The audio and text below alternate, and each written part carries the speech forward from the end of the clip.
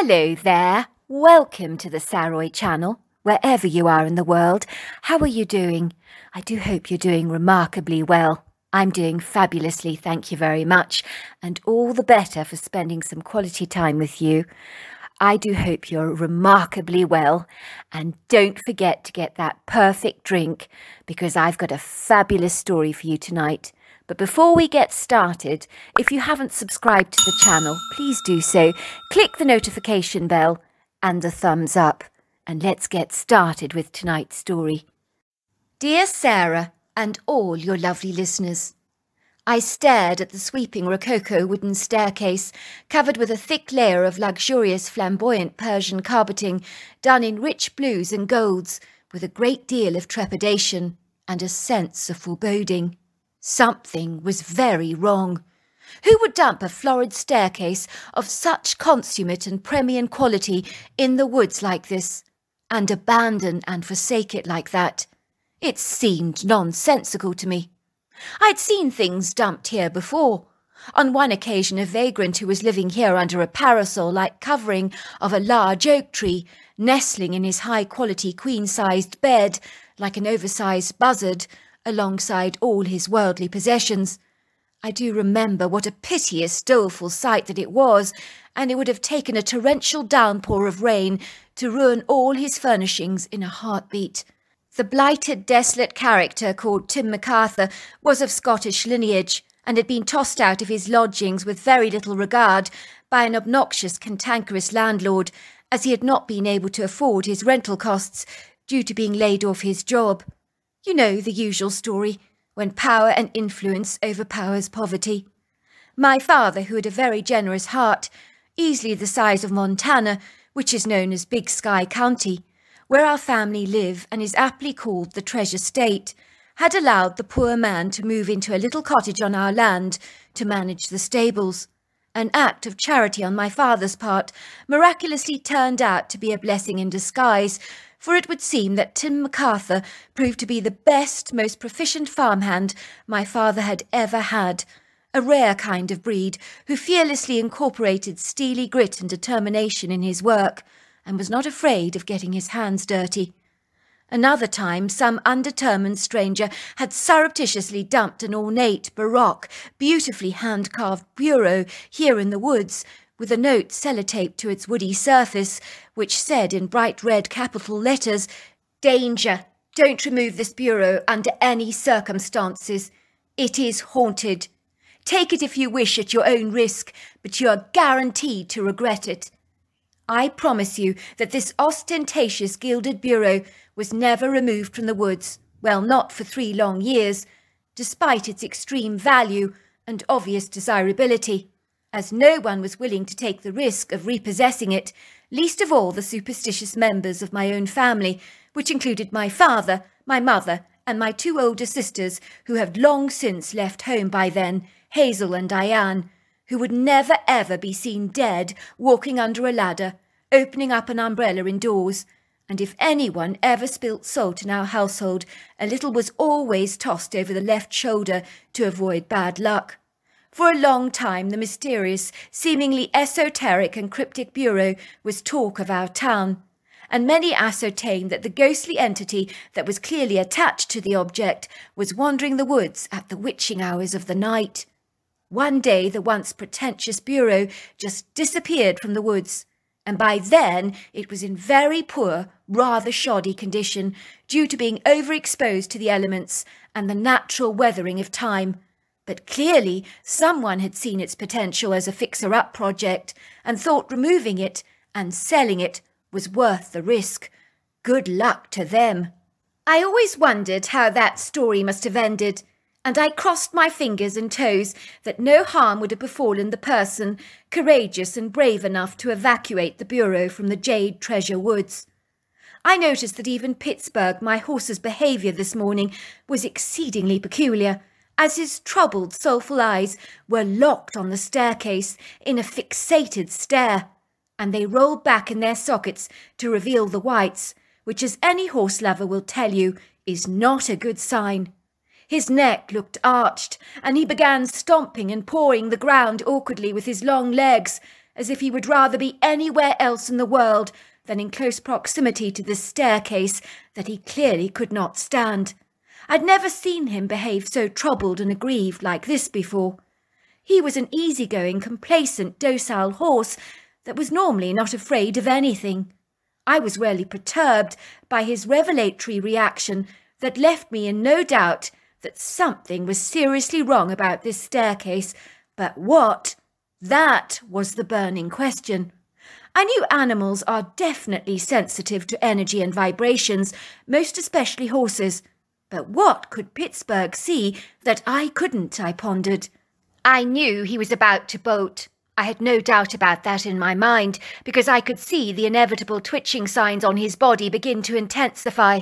So I quickly led him by the reins to a grassy meadow outside of the woods, leaving him there to graze happily on his own, while I quickly returned to scrutinize the staircase more scrupulously. I studied it, keeping a safe, cautious, wary and guarded distance, with a heightened level of nervous anxiety, almost as if I was examining a wild animal that I wasn't certain that I could trust, because it might just lash out at me and bite me like a vicious, nasty dog. My horse's reaction to the ambiguous but stunning-looking staircase confounded my determination to not venture too close. Even though I don't consider myself to be a person that is blessed with extrasensory perception, I knew something wasn't right about this staircase. Examining it closely really sent horrifying chills down my spine and enveloped me with an uneasy feeling that I simply could not shift or shake off. It was like a blood-sucking leech, leaving me feeling anemic and weak at the knees and unusually wobbly and unsteady upon my feet.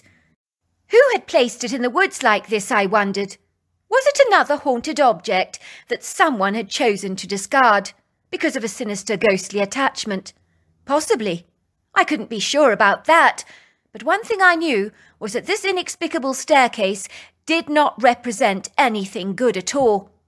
The gleaming, polished oak was magnificently carved with exquisite roses, scrolls, and it looked beautiful.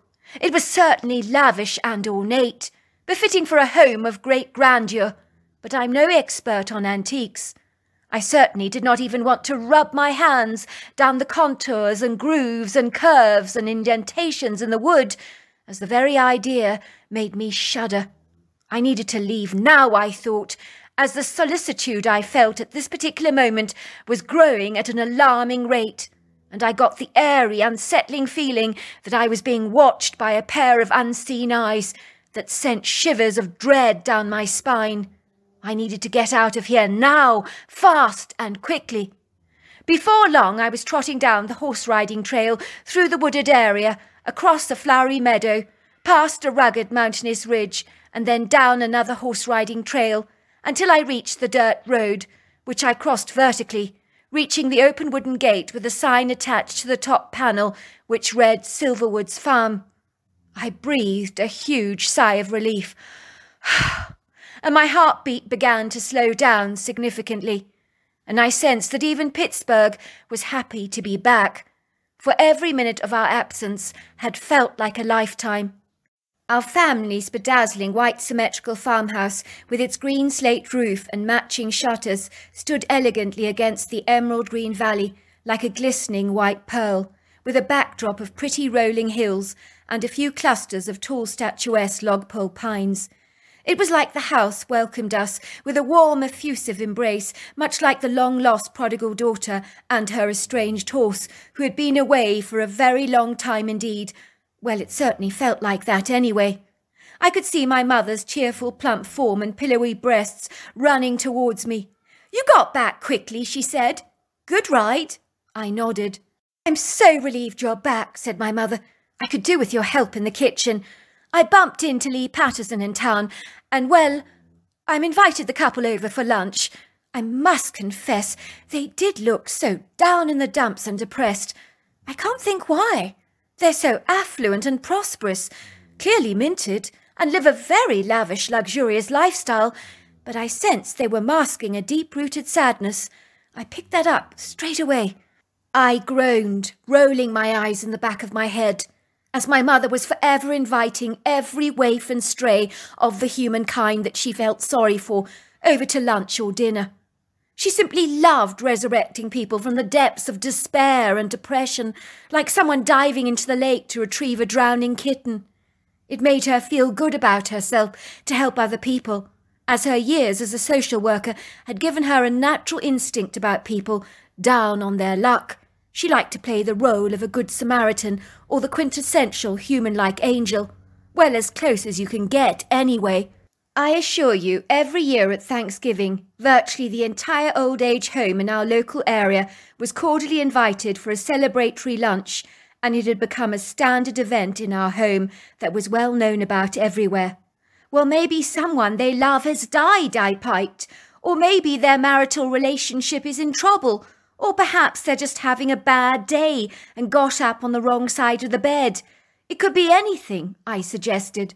Well, we'll see, said my mother, glancing quickly at her watch. We better get cracking with preparing the lunch, as they'll be here in 15 minutes, and I want the couple to be made to feel welcome. Mr. Lee Patterson and his wife Joyce arrived at the house in minutes. They were a good-looking couple in their early 60s, always very well groomed and meticulously turned out in stylish, fashionable clothes, but not on this occasion. Joyce, whom always looked like she stepped out of a bandbox without a silvery hair out of place and the picture of supreme elegance, was just wearing a casual pair of sneakers and a scruffy pair of blue denim pants, and her usually polished husband looked equally as unkempt, wearing a rather bedraggled-looking pair of jeans and an oversized shapeless T-shirt that was several sizes too large for him. In truth, it looked like they'd been sleeping in their clothes, and Joyce's usually meticulous silvery hair looked like it had taken a day off from the hairspray and was hanging limply around her face in rat's tails. I'd never seen the couple look so dishevelled before. You could have been forgiven for thinking they were a homeless couple living in Tent City. Before long, the Pattersons had been whisked into the kitchen and were seated at the table, eating bowls of hot steaming potato and leek soup. At first they didn't appear very hungry, but after a couple of mouthfuls they tucked into it ravenously, as if they had not eaten for days. And the same could be said for the chicken pie and salad, which they gobbled up hungrily, even asking for seconds. Wow, they were famished. Finally my mother broke the long-drawn-out silence, like a loud horn blaring through a football stadium, as everyone jumped out of their skin as she spoke. "Out with it," she said. "Now please tell me what the heck is going on with the both of you. Not to put too fine a point on it, but you both look absolutely dreadful. What in God's name has happened to you?" Tears poured down Joyce's gaunt, pale face, and she began to sob, while her husband's blue eyes misted over with tears. I could see them reaching for each other's hands and squeezing them tightly for support. "Ted is dead," she whispered in a low voice. "What did you say?" said my mother. "I didn't hear you." Joyce raised her voice to a shout. "Ted is dead. Are you happy now? That's why we're upset. Get it?" she said, sounding very angry. My mother gasped, for she'd known their son Ted for many long years. "Oh, my goodness! How dreadful! How absolutely awful! I don't know what to say. I can't believe it. I had absolutely no idea. Oh, my word! I am so sorry. What happened?" "Well, as you know, Ted lives in Texas these days. He came to stay with us over the weekend. He was in very good form, wasn't he, dear? He went to work last Tuesday, just collapsed on the spot, lost consciousness and died. The coroner hasn't been able to identify the cause of his death, even after the autopsy. It's a complete enigma, because he was so healthy. We haven't any family history of heart disease or cancer, so we've no explanation for why he just died. It makes no sense at all." "Oh, I'm so sorry," said my mother.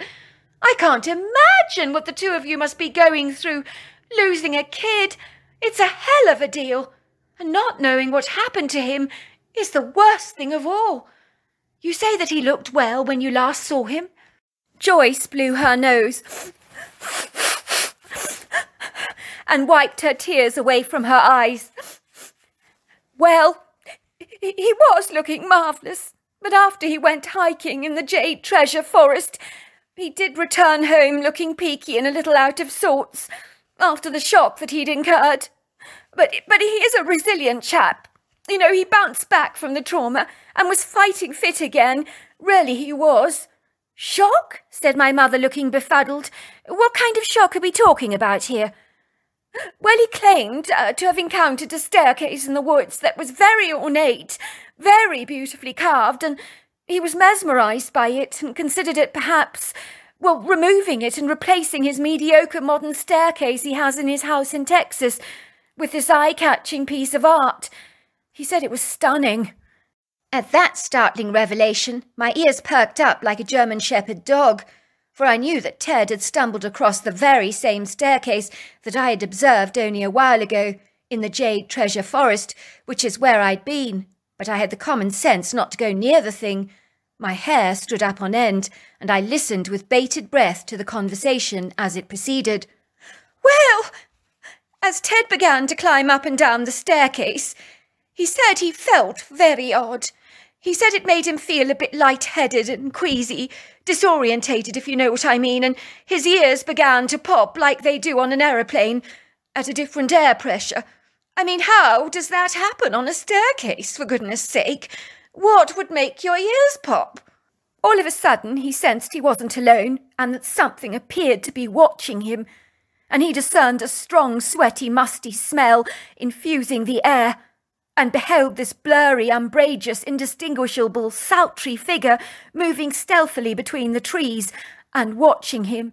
He said he was so petrified because this thing, whatever it was, appeared to be very substantial in size. It was grunting and snorting and snarling. It was clearly not friendly towards him, whatever it was, and began to randomly throw stones at him. I do remember him saying that although he couldn't see this thing, he sensed it was a formidable, intimidating presence, and knew it could not have possibly been a bear, but it was easily as big. He said this thing didn't want him anywhere near the staircase. He felt certain of that, and so he hightailed it out of there as fast as he could, overcome with the most debilitating, horrifying fear. How extraordinary, reflected my mother. I mean, why a staircase in a woods, for goodness sake? We had a haunted bureau there once. Everybody swore that there was a ghost attached to it. It's decidedly odd to dump an ostentatious antique staircase there. Oh, people, they are odd sometimes. They do get rid of the strangest things. And by the sounds of things, it was a rather ornamental staircase that could possibly fetch a tidy sum at an antique sale. So it's very peculiar. That's not all, said Joyce, once again blowing her nose. One of Ted's homeboys came to join us for lunch that day. You know the Kitchener boy? Yes, I think his name's Kramer, that's right. Oh, yes, I know him very well, said my mother. Lovely, lovely lad. He helped us repaint the stable block last summer and did an amazing job, I might add. Well, Kramer was very impressed about what had happened to Ted after listening to his peculiar account about what had transpired in the forest and how he chanced upon the anomalous staircase. So Kramer is a fearless type with an ambitious, inquiring mind, you know the sort. So armed with a rifle for protection, he was desirous to investigate the Jade Treasure Woods for himself. He's absolutely fascinated by antiques and was so curious about the kind of animal my son encountered, so he wanted answers. It wasn't long before he came upon the staircase and climbed onto the very top step. He described being overwhelmed with an inexplicable nauseous feeling that he felt was like rats gnawing up his insides. In a trice he discerned that he was being watched by a pair of invisible spectral eyes, so he quickly left the woods, but got the very clear, distinct impression that something was following him from behind. When he left the woods he did hear whistling sounds, but he was sure that there were no hikers there. We found out this morning from his mother that he was lying motionless in his bed this morning and was deceased. Now that young man was the epitome of good health, so what happened to him, God only knows.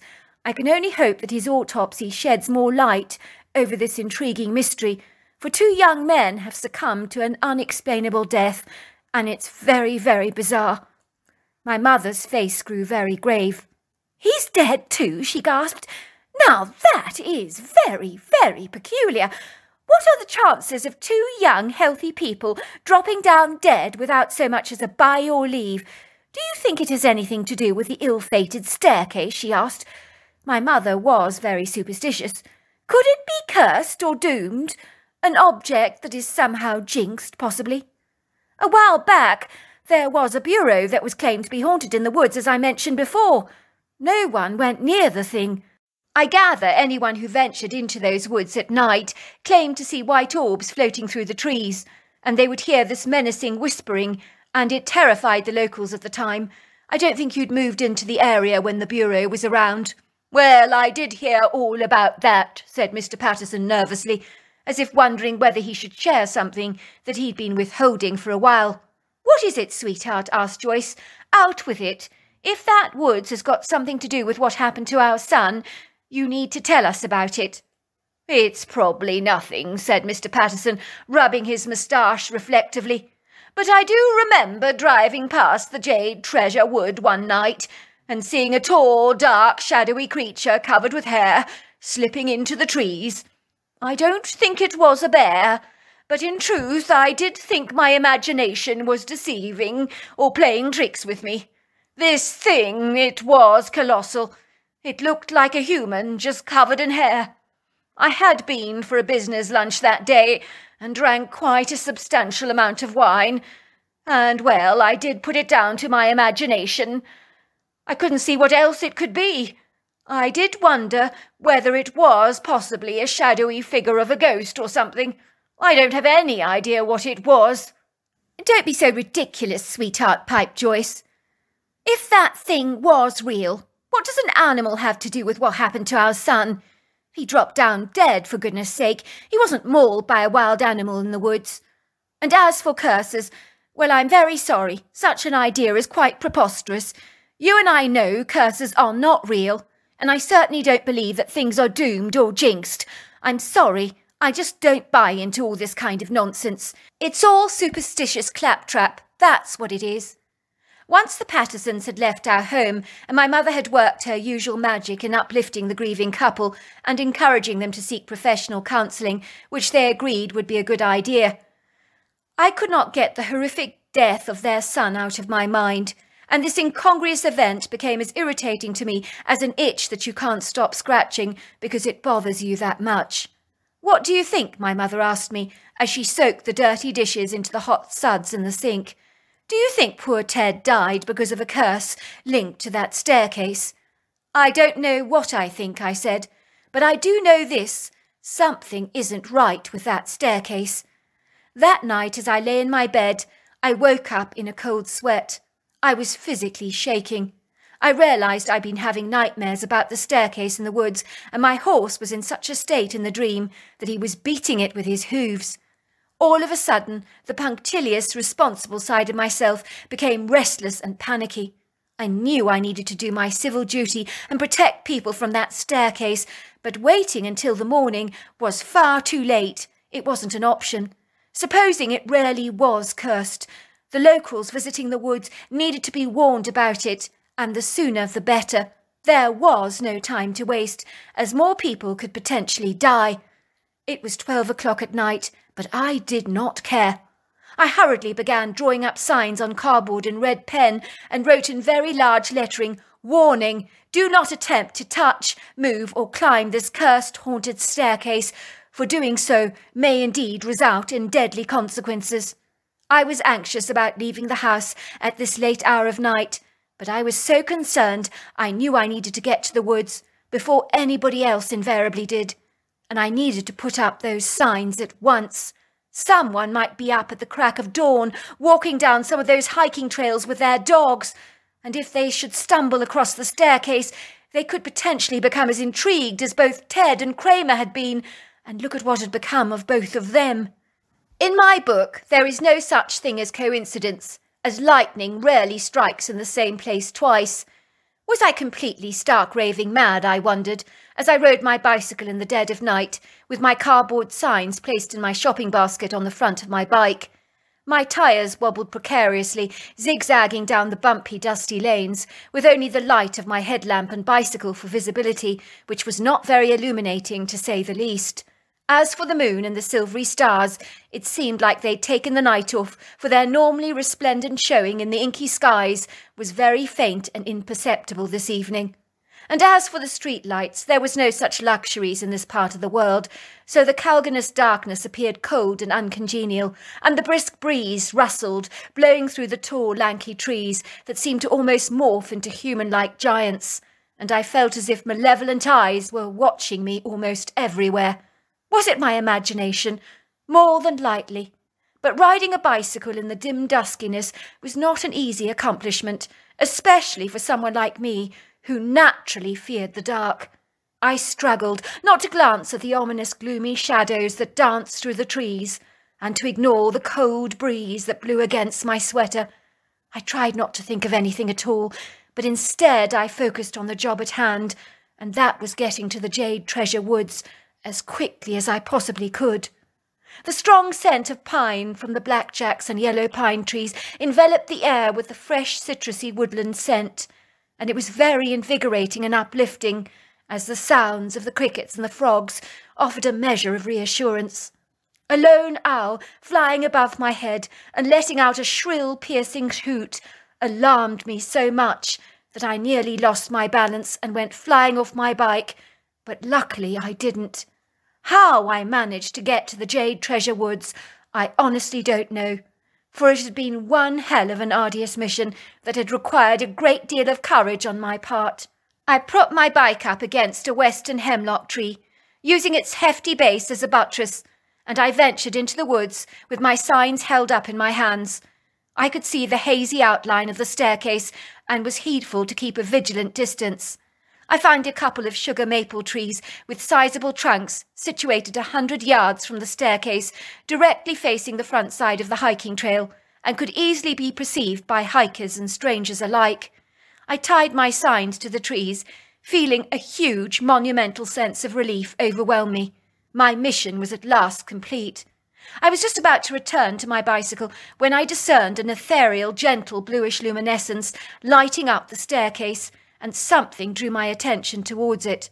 I stood there in absolute astonishment, as I swear to you, I saw all kinds of balls or silvery or white orbs of light that were floating up and down this staircase. It looked to me like the staircase was some sort of a portal for the dead to manifest into our world, like the bubbles from a bubble machine. There were thousands of these round spectral light forms, some a lot brighter than others. I was so dumbfounded, I'd never seen anything like this before. I stared in amazement at what I was seeing, bedazzled by the experience, and too confounded to actually feel any sense of fear. Could it be that climbing this staircase was almost like severing or loosening the silver cord that connects us to the physical world and our reality? I didn't know. I couldn't be sure. Is that what could have happened to Kramer and Ted, I wondered? Maybe their cords had suddenly snapped in inappropriate moments. All of a sudden I realised I wasn't alone. It was an ominous, heavy, oppressive feeling. I sensed sharp, discerning eyes were upon me, and I was being studied and observed, but by whom? I could feel nervous chills running down my spine and a powerful gnawing in my stomach that began to churn my anxiety like butter, and I could taste a bitter biliousness on my tongue. Everything became strangely quiet, and even the sounds of the crickets and frogs had faded away and dissipated like the steam from a kettle. I needed to get out of here fast, quick, I thought. Something wasn't right. All of a sudden, one rock came thundering in my direction, landing yards away from me on the ground. Then another and another. Someone wanted me gone from this place, but who? Then I saw him, the offender whom had been throwing stones at me to frighten me away. I was perturbed, astonished, beguiled, because no words can begin to describe the size of this monstrously Herculean-sized beast that was brawny, solid, dense, and stockily built, with a barrel-sized chest and colossal shoulders. This thing looked human, But he wasn't totally human, for his head shape was like that of a large cone, and it seemed to fold into his shoulders seamlessly without any sign of a neck. Then there were the overlong arms, something that I've often discerned in the primate species. But despite everything, this creature was not an ape. The critter looked directly at me and emitted a low guttural growl that reminded me of my little pooch at home when he got overprotective over his doggy treats. It was like a gentle warning, a nudge if you like, telling me to go kindly. Yet I knew in my gut that this creature was not unkind or mean. He had my best interests at heart. I really knew this, and I don't even know why I did. I nodded to the creature and turned around to make the bicycle trek back home. But that was a night I was never, ever likely to forget. As was expected, the autopsy report on Kramer was also undetermined, and any clear cause of death was registered as unknown. It would seem that my warning cards on the trees had done the trick, for all the locals in the area simply refused to even so much as touch the staircase, as the townfolk were exceedingly superstitious, and I am so glad they were. I did hear that one young boy had climbed it without any adverse effects, but he could have been making up the story, or maybe he just got lucky. In the years that followed, I was to hear bizarre accounts about staircases in woods, and I cannot fathom what they actually all mean. But I do know that the creature I encountered that night was most certainly a Bigfoot, and I believe he was protecting me from venturing close to the staircase, which I believe was some kind of a portal. The staircase remained an unlikely fixture and fitting in our woods for over 3 years, and one day it miraculously vanished, much like the bureau had done, never to be seen again, much to the relief of all the locals. So there you are. That's my story. Boy, I really loved that story. Absolutely fascinating. There are so many staircases that are seen all over North America and parts of the world, found in wooded areas, and it really makes you wonder, why are they there? If you enjoyed the story, don't forget to subscribe to the channel. Until next time, goodbye and good night.